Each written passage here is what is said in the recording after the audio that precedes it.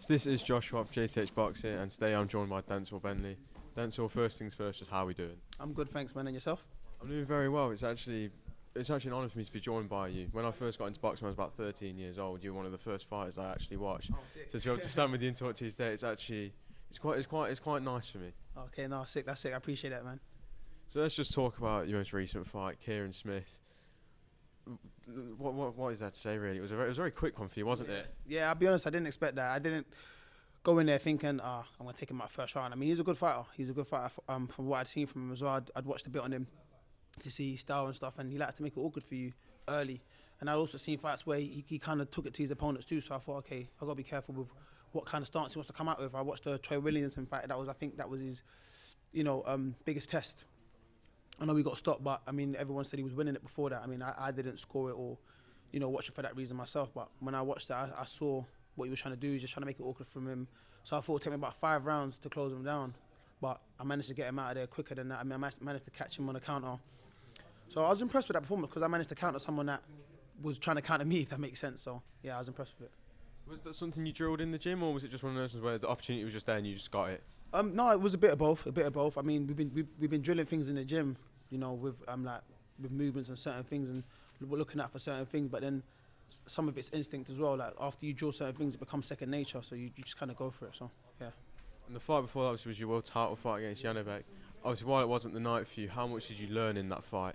I learned a lot, man. I learned a lot about myself. I learned a lot about being at world level, what it takes to be there, and the level that they're performing at.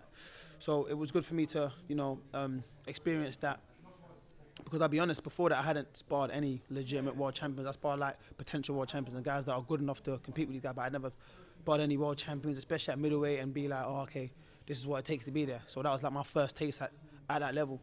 So to go out there and perform like that, I wasn't happy because I didn't win, but I was happy that I got to get an experience, and I'm not in a bad position. I mean, I have the opportunity to build back up and go again, and now I know what it takes to get there. God willing, I go there and grab it this time.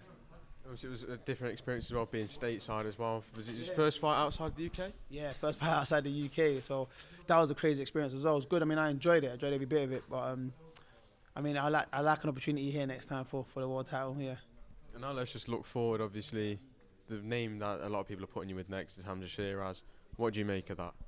I mean, he's a good fighter. I mean, I'm down to take any fight. I mean, I enjoy fighting. That's what I do for a living. So I enjoy fighting. So if that's the fight I need to take, then yeah. But if I'm being honest, it does nothing for me. It's not one of the fights where if I win, everyone's going to say he's ready for a world title, he's ready for the big leagues. It's just a fight. It's just a fight. But I'm all right with that. I mean, I like to stay busy. And I'm not saying that's a stay busy fight, but I mean, it's a fight that people are interested in, of course. So, I mean, if we can have a big night, let's go for it. And when would you like to next be in the ring? Obviously, like we said, it was a very, very quick night last time out, back in April. I was trying to get out as soon as possible, so I haven't shake back to the gym. I was trying to get out in the summer, but it's looking like September. So, yeah, I'm just waiting to hear a date and waiting to hear some news, but I'm hoping September. And do you reckon it will be Hamza Shiraz next for you? No, I don't think so. I mean, Frank's in conversations with Top Rank to try and get Janibek over here, so, hopefully that can happen. So the Janibek rematch, is that what we're looking at?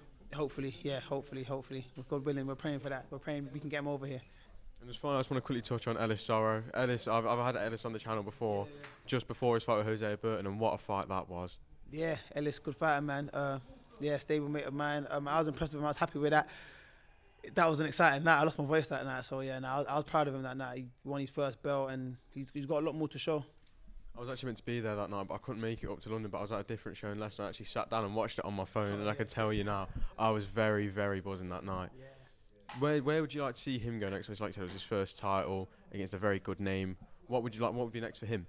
I mean, there's no real rush for him. He just won his first title. You know what I mean? He's finally just getting his name out there and in the bright lights on BT platform and stuff. So probably could defend that a couple of times, and then watch his rankings move up, and then if somewhere down the line the British is available, go for that before going for world honours. But there ain't no rush for a British title. I think Isaac Chamberlain and Mikhailov are fighting for that now. So let them do their thing, let them move on and stuff, and then he just defends his title and go for that after. And so it's been an absolute pleasure to talk to you, and best of luck in the future. And hopefully we see that rematch. Yes, hopefully, man. Thank you, man. Appreciate it. Thank you very much.